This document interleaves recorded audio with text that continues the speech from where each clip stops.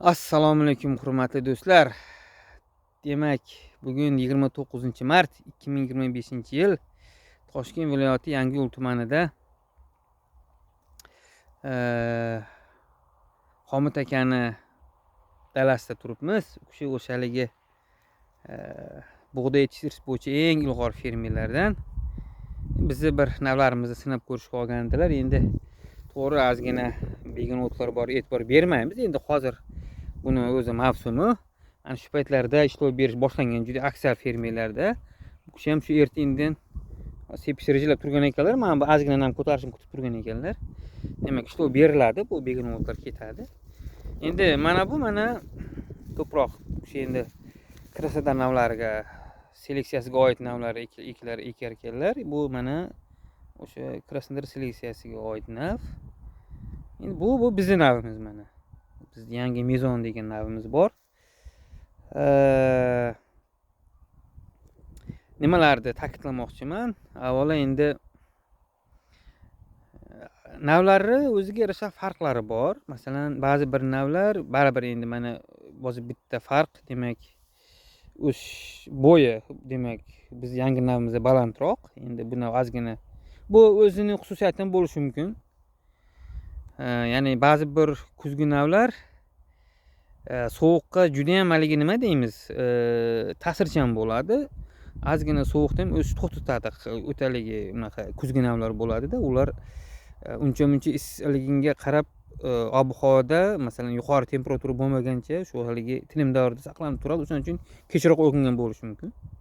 Endi buni ya'ni bizning navimiz zo'r deyishdan ilgarirodaman. Endi oxirida baribir tarozi gapiradi bu masalani.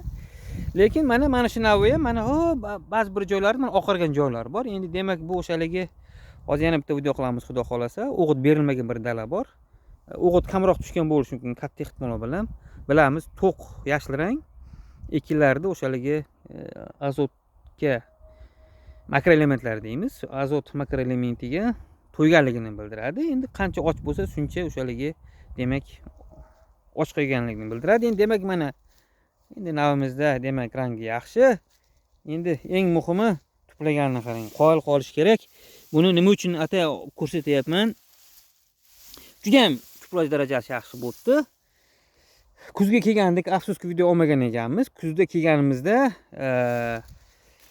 unib chiqqan vaqtida, endi unib chiqqan vaqtida sug'orilmagan edi. O'shaning uchun yomg'ir suvi bilan chiqqan. Bilamiz, yomg'ir suvi bilan u darajada qalin chiqmaydi. Siyrakroq ekan degan edik, lekin mana juda ham yaxshi tuplagan. Endi bu yerda biz haligi bir videolarimizda aytgandik, modus degan demak retardant bor. Demak, bo'yi ushlaydigan, u endi o'stiradigan stimulyator emas, ushlaydigan stimulyator aslida. Yaxshi tuplatadi. Mana qarang. Juda ham, chunki buni biz o'zimizni demak tajriba stansiyamizda ham qo'llagan va qo'llanilmagan shu haligi dalalarimizda yaxshigina farqi bor. Qo'llagan dalalarimizni juda yaxshi tuplagan bug'doylarimiz. Mana qarang. Va rangini qarang, juda ham to'q rangga kirgan. Endi albatta o'g'itlash ham yaxshi bo'lgan, lekin masalan mana yonidagiga bilan unga modus sepilmagan bu dalaga. Bu navga, lekin bunga sepilgan mana. Endi yana buni ta'siri qanaqa bo'lganligini va navi xususiyati qanaqa, hosildorlik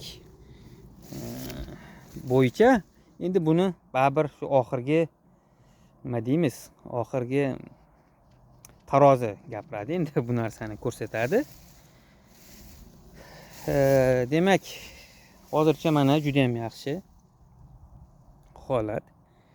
Endi o'zi umuman olganda hozir demak yana bitta video qilamiz o'shalik o'g'itlash ahamiyati haqida, chunki har bir bug'doychilikda, g'allachilikda, umuman olganda shu qishloq xo'jaligi, dehqonchiligida, o'simliklar sohasida har bir agrotexnik tadbirni o'z vaqtida o'tkazishni ahamiyati juda ham katta. Masalan, bug'doy qaysi bir fazasida, bug'doy emas, umuman olganda ekinlar och qolib ketish yaxshi narsa emas. Doimo to'q bo'lish kerak. O'sha azot, fosfor, kaliy makroelementlariga va yana o'sha haligi asosiy 7 ta mikroelementlar bor. O'shalarni hammasi bilan o'z vaqtida to'ydirib boshlasangiz, och qotmasdan juda ham yaxshi natija beradi, natija ko'rsatadi sizga. Bu endi umumiy asosiy qoidalar haqida gapiryapman va o'z navbatida sug'orish masalasi ham. Endi mana 3-4 kun avval respublikamiz bo'ylab butun hududlari juda ham yaxshi yomg'ir yog'di, lekin yomg'ir yaxshi yog'sa ham baribir o'shaligi dehqonchilikda sug'orishning ahamiyati juda ham katta. Hech qachon bu yomg'irning ta'siri o'ligi sug'orilganchalik bo'lmaydi. Buni albatta e'tiborga olish kerak.